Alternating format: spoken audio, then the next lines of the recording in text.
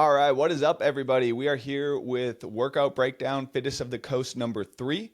If you guys check out my t-shirt here, we have water break t-shirts, limited edition. We'll be running these to the end of the Fittest of the Coast qualifier. If you guys have been following along, you kind of know some of the inside joke to this. I snatched away a water bottle from one of my athletes' hands in the first qualifier. It's kind of a running joke inside of our community now. So you can pick these up, limited edition, until the end of the qualifier. Link will be in bio for them. But breaking down workout number 3 here, we have a 14-minute AMRAP of 30 double unders, 15 toes to bar, and then 10 shouldered overhead, 135.95. So we got another AMRAP coming at you guys. This one is a classic, just kind of have to hit a consistent pace per round for this workout. Not trying to go too fast, too slow. In this video, we'll kind of talk about some ways to figure that out and how to set a specific pace so that you guys aren't blowing up early, like the individual in the release video did. So a couple of things to keep in mind. This is definitely a toes to bar capacity workout and potentially a grip capacity workout. With the just volume of toes to bar, you're going to be holding on to the bar for a while. With the shouldered overhead, that's that front rack. That wrist is going to be in a flexed position, so we're just going to be under tension on that grip again, plus you're holding that bar as you're coming back down.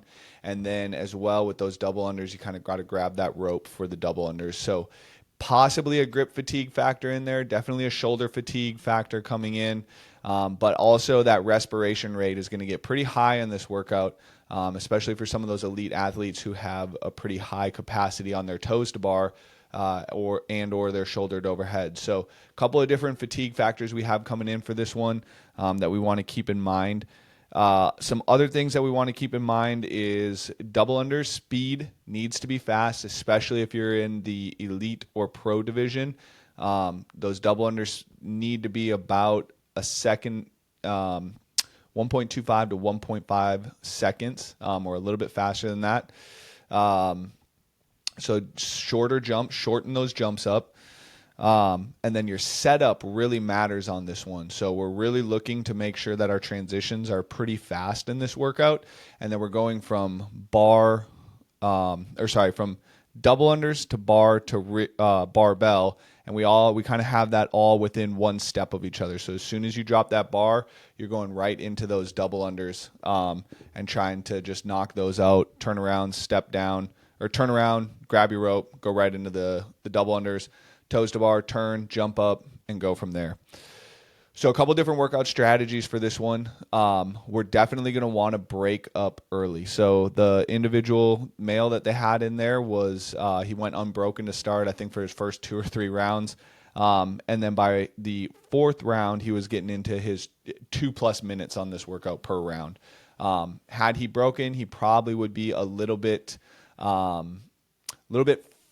faster per round, like holding a 145 pace rather than a 2-minute pace, or a 140 pace rather than a 2-minute pace per round. So you're definitely going to want to make sure that you guys are keeping track of how fast your rounds are going, and then breaking up early and often for this workout. So the recommendation for this is to break your toes to bar up into 3 sets. If you got crazy capacity on them, breaking it up into 2 sets is fine. 9-6, 10-5, 8-7, something like that. And then if you're also kind of worried about fatigue setting in, breaking up those shoulder to overhead into 5-5 or 6-4 is also an okay thing to do to kind of keep yourself on pace. Those shoulder to overhead 10 unbroken will get a little bit spicier than I think people are expecting. So breaking those up into 5-5 so that you're moving continuously in this one is an okay thing to do on that first, in this qualifier for sure. Definitely on your first attempt. If you feel good, you can come back on your second attempt and do it. So what we are definitely recommending to do for this one is do a couple intervals before you start, so you know what a good pace for you to hold per round is. So take an interval at about what is perceived 85% effort. Maybe you finish that at 110, maybe you finish that at 115, and then you're going to add 5 to 10 seconds onto that, and that should be about the pace that you're trying to hold per round. So elite athletes are going to be somewhere in between 110 to probably 120 rounds on this workout. So right around the 12 round mark, 11 and a half to 12 round mark is where elite athletes are probably going to be on this workout. So that is like a 110 to 115 pace, somewhere in there. So you kind of have to hold yourself on a timer to those rounds. So the clock is both your enemy and your friend in this, because you're going to be able to use it to pace these workouts pretty well, knowing when you're finishing each round, starting your double unders, time for that. So that interval beforehand will tell you how to pace this. And you're going to rest, and then you're going to come back and you're going to do a second interval, and you're going to figure out your pace for that second interval. So if you hit a 115 on your first one, and you're like, I'm going to hold a 125, you're going to try and hold that 125 on the next interval, so you know kind of the rhythm and the movement that needs to happen to be able to do that. Then in the workout, if you're like over the halfway point, 7 minutes in, you're like, I'm feeling good, you can start to pick the pace up a little bit, but hold yourself to those time durations up until that point. So if you're a 120er, 120, you finish a round. 240, you finish your next round. 4 minutes, you finish your third round. So 520 and then 640, and you're like, feeling pretty good. I'm going to pick it up a little bit. You're over the halfway point. You can start to kind of just go by feel at that point in time and start to push the pace a little bit. At that point, you've already accumulated the fatigue that you're going to accumulate, and you've paced it enough that you can just kind of start dropping the hammer for that last 7 minutes. But if we come out hot and we're just like, I'm going to hold on to this as long as I can, somewhere between that 7 and 10 minute mark, you're just going to die on this one, and it's not going to end up being a really good or as good of a score as you can be. So with this one, there's probably going to be a lot of grip fatigue. You're going to absolutely make sure that you don't tear, but we do have a big time window so that you can kind of retest. But with this one, there's going to be some pretty big fatigue factors, especially with the grip. So hold off on testing this one or retesting. If you're going to test on Friday, probably going to want to retest on Tuesday. You can do a couple intervals on Monday just to kind of feel out that pace, feel out that rhythm again. But probably wanting to hold off till Tuesday on the retest just because of how much grip fatigue is going to come into play here, how much fatigue is going to actually just be accumulated from this workout with the higher volume.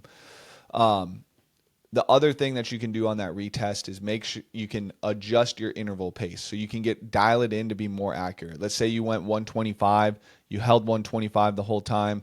You're like, okay, that was good. I stuck to my paces all the way up until that 13-minute mark or whatever, 125 and the second to last round. I felt good. I sent it, got a little more reps. I'm going to try and hold now maybe 3 seconds faster, a 122, or maybe even 5 seconds faster, a 120. Or, hey, I'm going to hold a 120 till my first 6 rounds, and then I'm going to drop down to a 125 so I would stave off some of that blowing up. So basically your first attempt is to see if you got your pacing accurate, and then your second attempt is where you're going to dial your pacing in. As always, we really just recommend 2 attempts on this. We don't really want to do a 3rd attempt, 4th attempt, anything like that. Just 2 attempts. Try and pick a pace and then dial that pace in on the next attempt. So, but setup matters on this one, guys. Just reiterating, setup matters. Jump rope, bar, toes to bar, barbell, keep it tight, all within 1 step of each other. Pick your pace, and then that you can break these movements up. It does not hurt to break these movements up, even though shouldered overhead. And then that second, I think this is the 4th point, but that second retest is definitely your dialed in pace retest. So hopefully this helps you out, guys. Remember, these tees are live on our storefront now. You guys can grab them. Thank you again, Thick Boy, for making these and getting in on the joke. But yeah, as always, we're hoping to see you guys at Fittest of the Coast, and we'll catch you next week for the last workout.